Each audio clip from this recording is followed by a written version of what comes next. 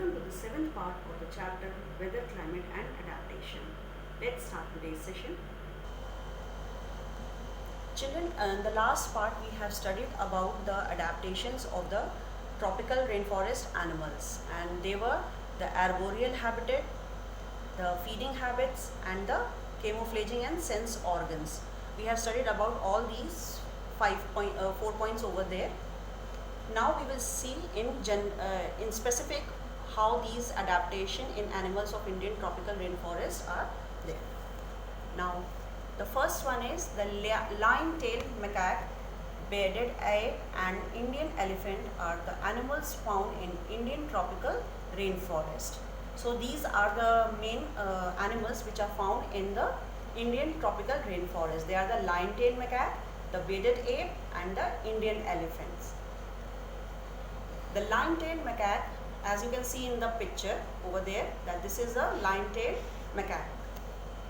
Now this lion-tailed macaque has a silver white mane that surrounds the head, cheek and chin as in lion, and it is a good climber. It feeds mainly on fruits. As I told you that most of the animals which are found in the tropical rainforest area are herbivorous. So it mainly feeds on fruits, but also enjoys seeds, young leaves, flowers and buds. It also loves insects under the bark of trees. So this is the first kind of animal which we have studied that are found in Indian tropical rainforests area. Now let us see the another animal over here, that is the elephant, which are found in the Indian tropical rainforest region. Now these elephants are adapted to live in tropical rainforest areas. They do not have any sweat glands, means they do not sweat. They have large fan-like ears which help them to regulate the body temperature. So these huge animals, they have the very large fan-like ears, and they use these fan-like ears to maintain the body temperature. They use their long pointed tusks to dig roots of food plants and dig into the trees to get the inside pulp. So they have these tusks over there.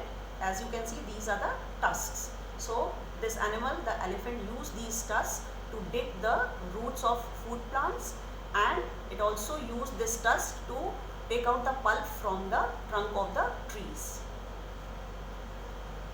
The trunk of the elephant acts as a human hand for picking and holding things.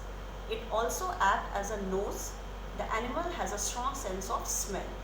Now this trunk is very strong muscular part of the body of the animal.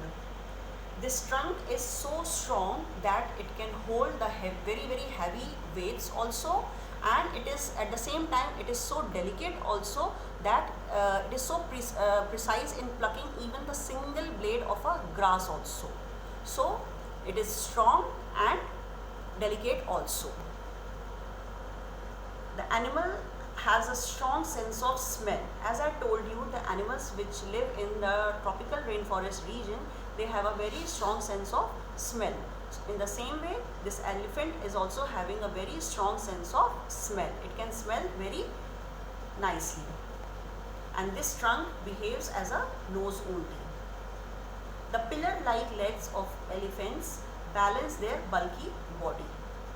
As you know that the body of the elephant is so huge, and how this huge animal maintain the balance of its body with the help of these 4 pillar-like legs. They are so strong that they can maintain the balance of the body and they can hold the body.